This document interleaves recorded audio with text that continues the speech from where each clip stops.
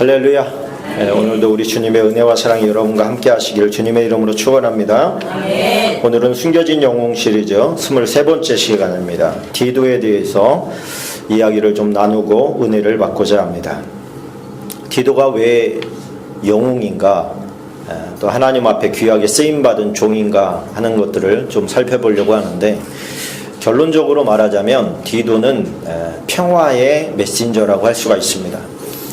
디도는 고린도 교회, 그리고 크레데 섬이라고 하죠. 크레데에 있는 골치 아픈 교회에 파송됐습니다. 고린도 교회에도 몇 차례나 파송되었고요. 문제가 해결되지 않는 정말 골치 아픈 지역에 바울이 파송합니다. 그래서 네가 가면 해결된다, 이런 믿음이 있었던 것이지요. 우리가 어떤 일을 딱 만나면 그 일을 해결할 수 있는 사람을 생각하게 됩니다.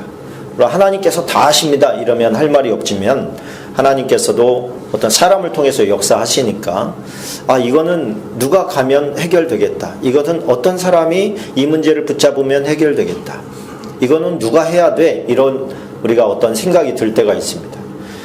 어려운 교회, 복잡한 교회, 문제가 많이 생긴 교회에 바울은 디도를 보냅니다. 그래서 바울이 자기의 동역자요, 아들이다, 이렇게 표현한 사람이 두 명 있는데, 한 명은 디모데고 한 명은 디도입니다.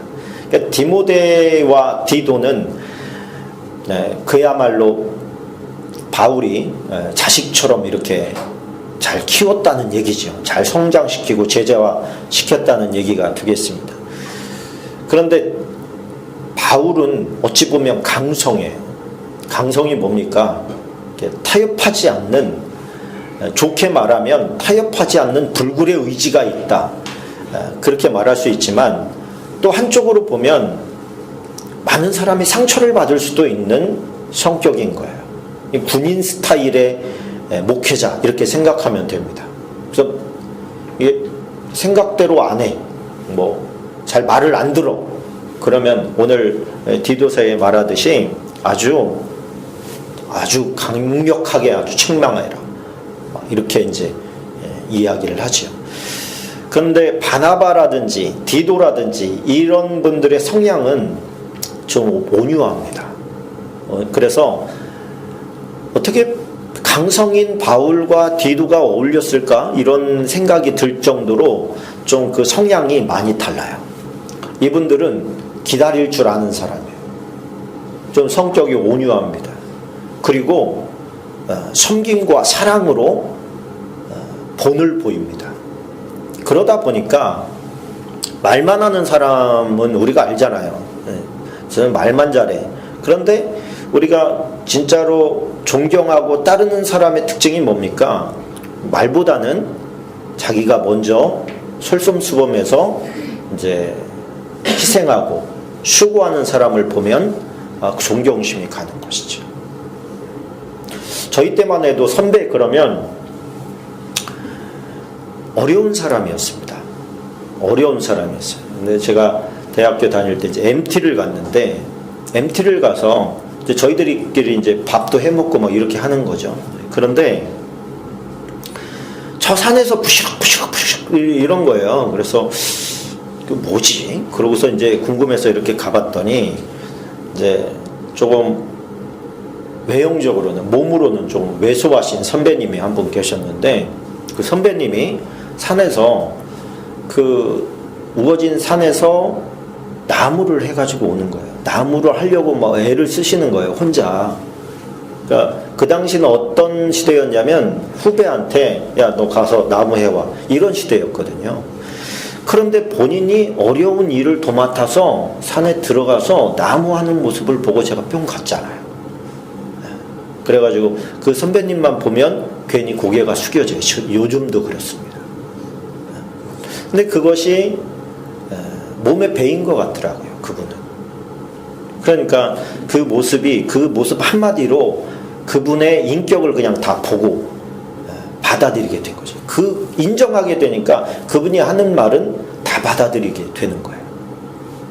그것처럼 디도는 지금 그런 일을 했던 사람이라는 거예요. 우리가 그 평화의 기도라고 하는 시가 있지 않습니까? 아시시의 성프란시스코가 쓴 그 시를 보면 이거 디도를 묵상하다가 쓴 글이 아닐까? 이런 생각이 들 정도예요. 그 내용을 우리 한번 같이 읽어볼까요? 주여 나를 평화의 도구로 써주소서. 미움이 있는 곳에 사랑을, 상처가 있는 곳에 용서를, 분열이 있는 곳에 일치를, 의욕이 있는 곳에 믿음을 심게 하소서. 주여 나를 평화의 도구로 써주소서. 오류가 있는 곳에 진리를, 절망이 있는 곳에 희망을, 어둠이 있는 곳에 광명을, 슬픔이 있는 곳에 기쁨을 심게 하소서. 위로받기보다는 위로하며, 이해받기보다는 이해하며, 사랑받기보다는 사랑하며, 자기를 온전히 줌으로써 영생을 얻기 때문이니 주여 나를 평화의 도구로 써주소서. 아멘. 시지만 아멘이 막 나오죠. 이 본을 보였던 분이 예수님이시죠. 모든 환경과 그 본의 모범이 되신 우리 주님이신 것이지요. 이 프란시스코도 예수님의 삶을 본받아서 그런 삶을 살았고, 당시 캐톨릭의 부와 명예와 이런 권력을 장악하기 위해서 또 장악이 됐었던 그런 사제들의 어떤 그런 타락한 일면을 반증하기 위해서 예수님께서는 그런 걸 원하시는 게 아니다. 예수님께서 가신 길을 우리도 가기를 원한다. 그래서 청빈의 삶을 추구하면서 일평생 주를 위해서 헌신하고 가난한 자들을 돌보는 그런 삶을 살았던 사람입니다.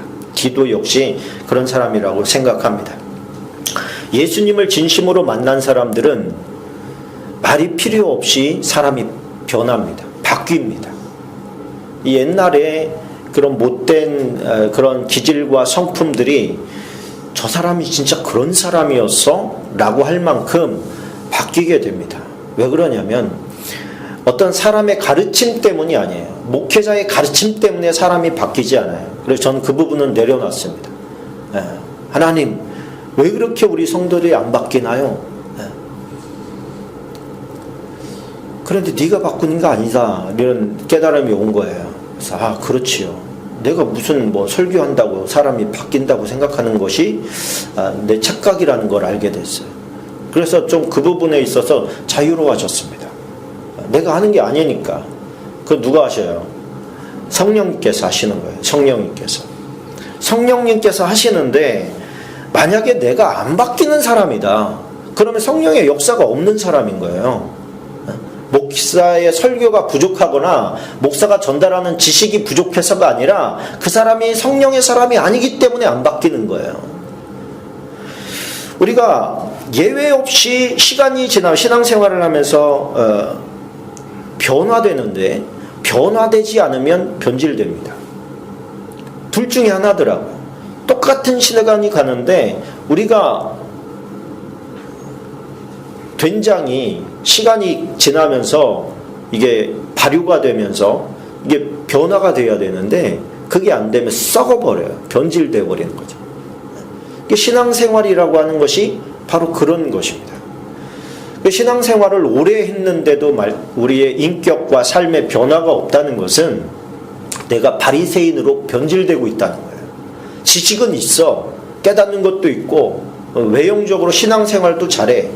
그러나 삶이 섬김의 삶이 아니에요. 시간이 지나면서 바리새인이 아니면 사도로, 제자로 변화되는 거예요. 성숙하는 거예요. 둘 중에 하나밖에 없더라고요. 나는 있는 그대로 가고 싶어. 변질도 변화도 싫어. 이런 거는 없어요. 시간이 가면서 우리가 하나님의 보시기에 합당한 사람으로 성숙하는 것을 하나님께서 원하시지 않겠습니까? 또 저와 여러분이 다 그런 사람이 되어야 되지 않겠습니까? 이 디도는 문제가 있는 교회에 가면 이 사람이 들어가면 맛을 내는 사람이 돼서 그 교회가 살아나는 거예요. 그 교회가 회복되는 거예요. 바울이 한 사람이 여러 곳에 있을 수가 없지 않습니까? 이 디도에 대해서 우리가 좀 자세히 살펴보면 디도는 공경하다 그런 뜻을 가지고 있어요. 그러니까 공경했던 것 같아요. 사람들을 섬기는 삶을 살았던 것 같습니다. 이 사람은 헬라인이었고요. 기질적으로 이런 못된 그런 습관들을 많이 가지고 있던 고린도와 그레데 섬에 파송되어서 그곳에서 목회자 생활을 하고 안정을 시키면 또 바울은 다른 교회에 이렇게 가서 그쪽 교회도 뭐라 그럴까요? 그러니까 해결사로 보내는 거예요. 네가 가면 그 교회의 문제가 해결된다. 뭐 그런 것이죠. 우리가 디도서를 마주하고 있는데 이 디도서는 바울이 디도에게 보낸 편지예요. 그 편지에는 바울이 디도를 얼마나 아끼고 사랑하고 신뢰하는 동역자인가 하는 것을 우리에게 이제 보여주고 있습니다. 고린도후서 8장 16절부터 19절까지 같이 한번 읽어보겠습니다. 너희를 위하여 같은 간절함을 디도의 마음에도 주시는 하나님께 감사하노니 그가 고난을 받고 더욱 간절함으로 자원하여 너희에게 나아갔고. 자, 여기에 보니까 고난을 받았다는 건 뭐냐면, 디도야, 지금 고린도 교회에 심각한 문제들이 많이 발생했는데 너가 좀 가주지 않겠니? 이렇게 얘기했더니 자원하는 마음으로 그럼 제가 가겠습니다. 바울 사도님 저를 보내주세요. 그렇게 아주 자원했다는 거예요. 골치 아픈 곳에 누가 가고 싶어 합니까? 포악한 곳에 누가 가고 싶어 해요? 근데 디도는 자원했다는 거예요. 누군가가 정말 미랄이 돼야 된다면 제가 가겠습니다. 나를 보내십시오. 그리고 갔다는 거예요. 또 그와 함께 그 형제를 보내었으니 이 사람은 복음으로써 모든 교회에서 칭찬을 받는 자요. 이뿐 아니라 그는 동일한 주의 영광과 우리의 원을 나타내기 위하여 여러 교회의 택함을 받아 우리가 맡은 은혜의 일로 우리와 동행하는 자라, 동역자라. 그래 얘기해요. 그러니까 고린도 교회에 이제 파송할 때 그 고린도 교회에 해주는 말인 거죠. 이 디도는 너무 많은 사람들에게 칭찬을 받고 있고 본이 되고 우리도 인정하는 동역자다. 그래서 너희는 이 디도의 인도함을 잘 받았으면 좋겠다. 그런 말이죠. 저도 그렇고 여러분도 그렇고 우리 성화교회를 위해서 여러분들이 디도 같은 사람이 되시기를 축원합니다. 이 교회에 하나님께서 나를 디도로 보냈구나. 내 가정에 하나님께서 나를 디도로 보내셨구나. 내 직장에 나를 하나님께서 디도로 파송하셨구나. 여러분이 디도의 품은 이 마음을 갖는다면 여러분이 간 곳은 정말 디도가 갔을 때 그곳이 화평하며 아름답게 그들의 모습이 변화되어 갔던 것처럼 그런 아름다운 소금이 될 줄로 믿습니다. 저도 그런 사람이 되기를 소망합니다. 교회는 어디든지 문제가 있습니다. 교회가 만약에 문제가 없는 교회다 그러면 거기는 천국이죠. 교회는 문제가 있는 사람들이 옵니다. 여러분, 세상에서 모든 게 평안하고 안전하고 그런 사람은요 교회의 필요성을 잘 못 느낍니다. 예수님에 대한 필요성도 못 느껴요. 부자들이 천국에 가기 힘든 게 그거예요. 돈이면 대부분 다 해결되기 때문에 돈 가지고 해결될 문제라면 교회에 오지 않습니다. 대부분은 돈이 해결을 못 해주는 거기 때문에 와요. 돈이 없는 사람은 돈 때문에 오기도 합니다. 그런데 인간관계에 문제가 얽히고 설키면 그건 돈으로 해결되지 못하는 부분들이 많습니다. 그 오는 거예요. 자식 문제, 남편 문제, 아내 문제, 이런 것들이 뭐 해결이 안 되니까 오는 거예요. 와서 기도하는 거예요. 근데 그 사람이 남편 문제 그러면 그 남편에게만 문제가 있겠어요? 아내 문제다 그러면 아내에게만 문제가 있겠습니까? 자식 문제가 많아요. 그러면 자식 문제다 그러면 자식에게만 문제가 있겠어요? 부모에게는 없겠어요? 근데 내 남편이 속썩여요 그러는데 남편만 문제가 있겠어요? 내 아내가 속썩여요 그러는데 아내에게만 있겠냐? 똑같은 말이긴 하지만 문제는 다 있습니다. 저 사람에게 티가 있고 나에게는 들보가 있는 거예요. 그런데 우리 눈에는 자꾸만 당신의 눈 속에 있는 티를 빼라고 하는 거예요. 그러니 저 사람에게 문제가 있다고 우리는 생각하지만 나에게도 문제가 있는데 그 나에게 문제가 있는 사람들이 모인 곳이 교회잖아요. 그러니 교회가 문제없는 교회가 어디 있습니까? 그런데 한편으로는 그 문제가 있는 상태로 왔는데 문제를 해결하지 못하는 곳이 교회가 아니에요. 와서 문제의 해결함을 받고 우뚝 서서 문제가 있는 사람들을 또 끌어줄 수 있는 사람으로 자라가는 곳이 교회인 줄로 믿습니다. 그래서 성경에 보니까 디도서 3장 3절로 7절까지 보니까 이렇게 말해요. 우리도 전에는, 우리도라는 게 뭐예요? 지금 사역자들로 사역하고 있는 그들을 말하는 거예요. 우리도 전에는 어떤 사람이었냐? 어리석은 자였다. 우리도 순종하지 아니하던 자요, 속은 자요, 여러 가지 정욕과 행락의 종로로 탄 자요, 악독과 투기를 일삼는 자요, 가증한 자요, 피차 미워한 자였으나 우리 구주 하나님의 자비와 사람 사랑하심을 나타날 때에 우리를 구원하시되 우리가 행한 바 의로운 행위로 말미암지 아니하고 오직 그의 긍휼하심을 따라 중생의 씻음과 성령의 서럽게 하심으로 하셨나니 할렐루야. 우리 구주 예수 그리스도로 말미암아 우리에게 그 성령을 풍성히 부어 주사 우리로 그의 은혜를 힘입어 의롭다 하심을 얻어 영생의 소망을 따라 상속자가 되게 하려 하심이라. 할렐루야. 우리도 전에는 그레데 섬에 있는 사람들과 다르지 않았고 고린도에 있는 사람들과 다르지 않았느냐. 그런데 우리가 지금의 우리가 된 것은 성령의 은혜가 아니냐. 하나님께서 성령을 충만하게 부어주셨기 때문에 우리가 지금의 우리가 된 게 아니냐. 그럼 우리에게 그런 은혜가 부어졌고 그런 사람에서 이런 사람으로 만약에 바뀌었다면 그들 안에서 성령께서도 역사하시면 그들도 다 변화되지 않겠느냐. 그 도화선이 되는 게 결국에는 목회자들인 거예요. 성령 하나의 역할만 해주면 되는 거예요. 성령께서 불일듯 일어나게 하시는 거예요. 인격을 변화시키는 거예요. 성품을 변화시켜버려요. 희생할 줄 모르는 사람이 희생하는 사람으로 변화돼요. 봉사할 줄 모르던 사람이 봉사하는 사람으로 변화돼요. 맨날 독한 말만 쏘아대던 사람이 온유한 말을 하는 사람으로 변화돼요. 그 역할을 하는 게 누구? 성령이 하시더라고요. 그러니까 우리의 마음속에 성장과 성숙이 부족한 것은 성령 충만함이 부족하다는 얘기예요. 이 사람들이 추구한 게 뭐였을까요? 성령 충만 아니었을까요? 성령님으로 내가 충만해지기를 원합니다. 내가 그리스도로 충만해지기를 원합니다. 주님의 사랑으로 충만해지기를 원합니다.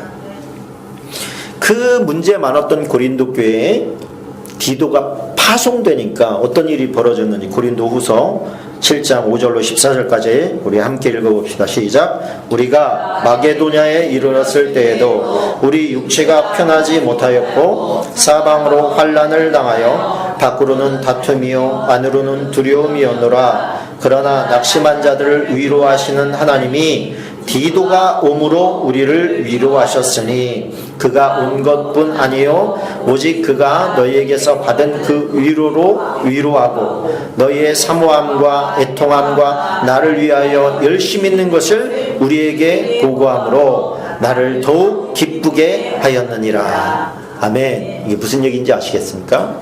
지금 마게도냐 지역에 바울 팀이 있는 거예요. 근데 이 사람들이 너무 지쳐 있어요. 힘들어요. 이게 번아웃 상태인데 그 상태에서 디도가 왔다는 거예요. 디도가 고린도 교회의 문제를 해결하고 합류했어요. 합류했는데 와서 전하는 소식이 뭐냐면 고린도 교회 문제 해결됐고 그들이 열정이 뜨거워졌고 다시 하나님 앞에서 온전히 세워졌습니다 라고 하는, 그들은 이제 다시 사랑으로 뭉치기 시작했습니다. 고린도 교회가 하나 되기 시작했습니다. 이런 얘기를 들으니까 우리의 마음이 새로운 힘이 생기더라는 거예요. 새로운 용기가 생기더라는 거예요. 그가 우리에게 보고함으로 나를 더 기쁘게 했다는 거예요. 할렐루야. 저와 여러분이 이 디도와 같은 사람 되기를 축원합니다. 이 디도가 얼마나 부럽던지요. 참 이 어떻게 이 사람은 가는 곳마다 이런 문제를 해결할 수가 있었을까? 고린도후서 7장 13절도 같이 읽어봅시다. 시작. 이로 말미암아 우리가 위로를 받았고 우리가 받은 위로 위에 디도의 기쁨으로 우리가 더욱 많이 기뻐함은 그의 마음이 너희 무리로 말미암아 안심함을 얻었음이라. 디도의 기쁨이라는 게 뭘까요? 거의 성령의 역사를 보는 겁니다. 성령께서 각 사람의 마음을 변화시키시고 식었던 열정이 뜨거워지고 다시 새롭게 되어서 하나님의 교회를 위해서 달려가는 사람으로 변화되는 모습을 디도가 보고 그 마음의 기쁨으로 충만했던 거예요. 그 기쁨이 저와 여러분에게도 임할지어다. 아멘. 그 열심도 우리에게 임하기를 축원합니다. 아멘. 또 하나, 디도는 그레데 섬에 파송되었습니다. 그레데 섬은 바울이 이제 옥중 생활을 로마에서 감옥에서 이제 나온 다음에 우리 그레데로 가야 되겠다. 그래서 그레데로 가서 이제 복음 사역을 하는 거예요. 복음 사역을 하는데 그레데 섬에 대해서 연구를 하다 보니까 이 그레데 섬은 섬이잖아요. 섬이다 보니까 누가 많이 왔냐면 섬 사람들이 주가 아니라 육지에서 범죄한 사람들이 이제 그때는 지금처럼 네트워크가 없으니까 피난처로 많이 왔어요. 항구고 큰 섬이고 거기에 제우스 신전도 있었고 한마디로 별 터치 없이 먹고 살 수 있는 동네였어요. 그러다 보니까 그런데 그 지역에서 다 그쪽으로 모였던 거예요. 그러니까 거기에 모인 사람들의 인성이 좋지가 않은 거예요. 건강하고 이런 잘 배우고 훈련되고 이런 사람들이 온 게 아니고 다 뭔가 육지에서 문제가 있던 사람들이 자꾸만 온 거예요. 항구 도시이기 때문에 그 뱃사람들이 또 많이 오고 힘든 도시입니다. 그런데 거기에 가서 복음을 전하니까 고린도에 죄악이 많은 곳에 하나님의 은혜가 더했던 것처럼 이 크레테 섬도 거기서 복음을 전하니까 이 죄 많던 사람들이 죄인이 죄를 즐기는 것 같지만 하나님께서 주신 양심으로 말미암아서 한쪽에서는 늘 불안한 마음이 있어요. 근데 그 불안한 마음에 하나님의 용서가 있을 수 있다. 너희들이 회개하면 하나님의 용서가 있다. 라고 하는 메시지는 그들에게 어떤 용기를 불러일으켰습니다.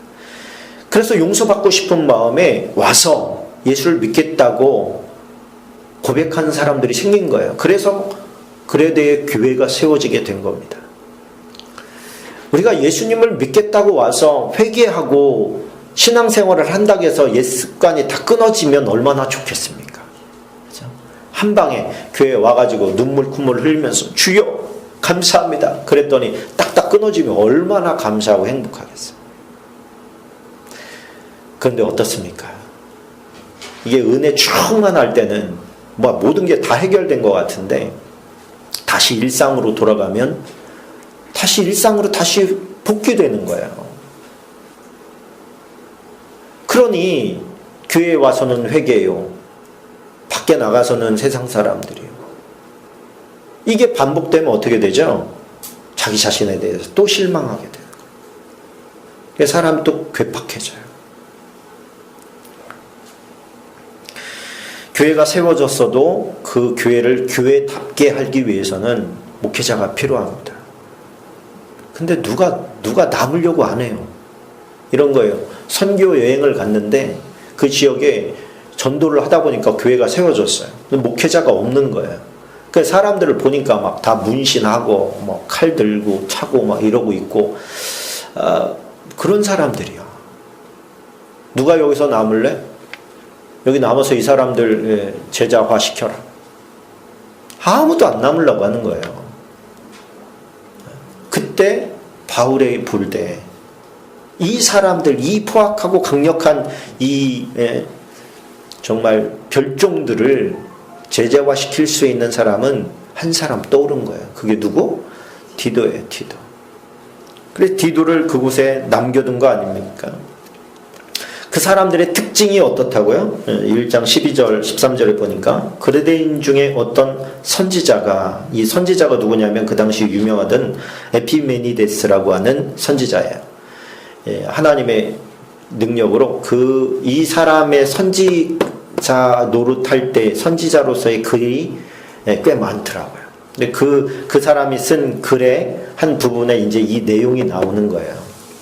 그레데인들은 항상 거짓말쟁이, 악한 짐승, 배만 위하는 게으름뱅이.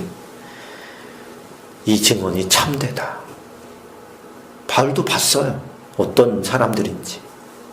이 증언이 참되도다. 그러므로 네가라는 것은 디도를 말한다. 네가 그들을 엄히 꾸짖으라. 이는 그들로 하여금 믿음을 온전하게 하고.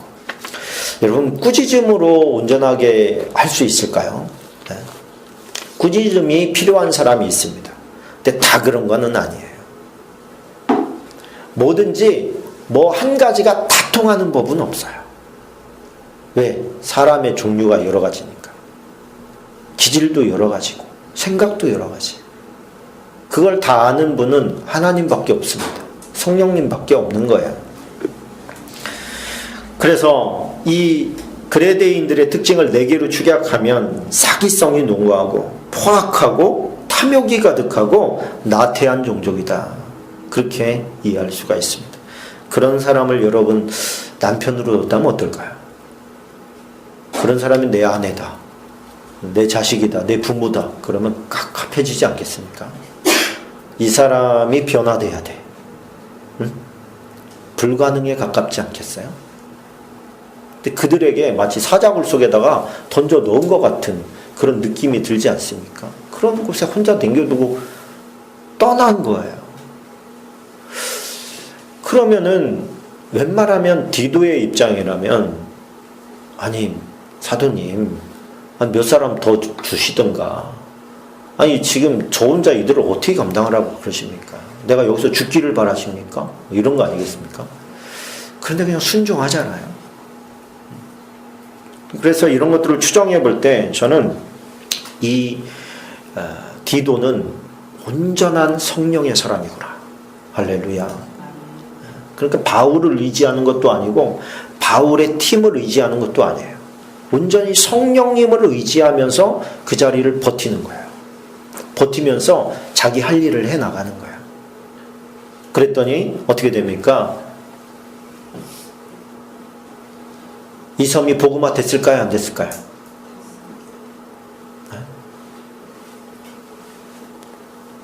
그레데 섬에 이후에 어떤 행적이 없어요. 근데 지금은 어떤지 아십니까? 그 섬에 교회가 가득해요. 교회 이름이 거의 2가지래.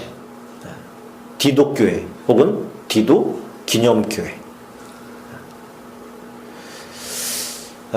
뭐 그 중간에 어떤 일들이 있었는지는 모르지만 성경의 근거로 누가 씨를 뿌렸는가 보면은 디도가 뿌렸구나.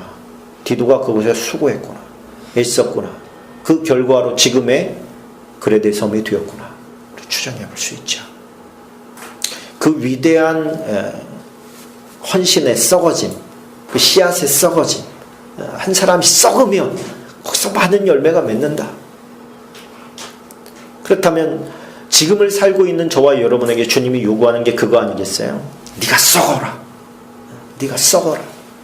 너가 있는 곳에서 네가 썩으면 그곳이 변화된다. 그곳이 바뀐다. 너를 매개체로 해서 성령이 역사하신다. 할렐루야. 그런 사람 된다 생각하면 가슴이 막 뜨거워지지 않습니까? 사람은 쉽게 바뀌지 않는다, 그런 말들을 하지요. 쉽게 안 바뀌어요. 진짜 사람은 쉽게 안 바뀝니다. 근데 성령이 임하시면 바뀝니다. 사람은 바뀌어요. 성령이 임하시면 바뀌는 거예요. 성령의 9가지 열매가 나타나면 그 사람이 바뀌었다는 얘기잖아요. 옛날에 그런 열매가 없었는데 육체의 열매만 맺었는데 이제는 성령의 열매가 맺히면 그 사람이 바뀌었다는 얘기예요. 육체의 일은 현저하네. 음행, 더러운 것, 또 우리가 신앙생활하면서 가질 수 있는 타성에 젖는 것, 위선, 이게 뭐예요? 신앙생활을 오래 하면서 생기는 고질병이에요. 바리새인이 되어가는 것. 그것만큼 하나님을 슬프게 하는 게 뭐가 있겠습니까? 우리 모두는요, 성령의 사람이 되어야 될 줄로 믿습니다. 내게서 성령의 열매가 안 나타나. 그러면 뭐예요? 그냥 쉽게 생각해서 내가 성령의 사람이 아니구나, 이렇게 생각하면 되는 거죠. 그러면 만족스럽습니까? 불안하잖아요. 내가 성령의 사람이 아니야. 나에게서 성령의 열매가 안 맺혀. 그럼 얼마나 불안한 일이에요, 그게. 내 안에 하나님의 영이 없다는 얘기인데, 그러면은 이게 얼마나 두렵고 떨리는 일입니까? 그러나 성령님이 내 안에 계시고 내 안에서 역사하시면 나는 바뀔 수밖에 없고, 내 삶이 디도의 삶처럼 바뀔 수밖에 없고, 그 포악한 그레데인들의 마음이 하나님의 사람으로 바뀔 수밖에 없는 거 아니겠습니까? 그렇게 또 하나의 디도가 세워지는 거 아니겠습니까? 카피된 디도가 많이 생기는 거 아니겠어요? 그가 가는 곳마다 피스메이커가 됐어요.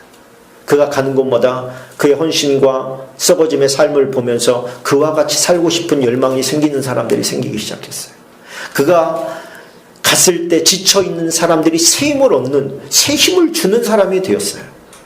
그게 어떻게 가능합니까? 성령 안에서 가능한 줄로 믿습니다. 그 스스로가 성령의 사람으로 사로잡혔을 때 그가 가는 곳에는 하나님의 평안이 있고 또 회복이 있고 변화가 있고 성숙이 일어나는 줄로 믿습니다. 저와 여러분이 다 디도 같은 사람 되시기를 주님의 이름으로 축원합니다. 성령의 사람이 되시기를 축원합니다. 우리 함께 기도하겠습니다. 하나님, 우리가 기도할 때 우리 가정과 교회에서 나를 평화의 도구로 사용되어지기를 원하고, 또 나의 심령에 성령의 열매를 맺어 나갈 수 있도록 성령께 순종하는 삶을 살아갈 수 있도록 충만함을 주십시오. 오늘 저를 붙잡아 주시고 내가 가는 곳에서 평화의 도구로 아름답게 쓰여질 수 있도록 도와달라고 우리 세 가지 붙잡고 함께 기도하겠습니다.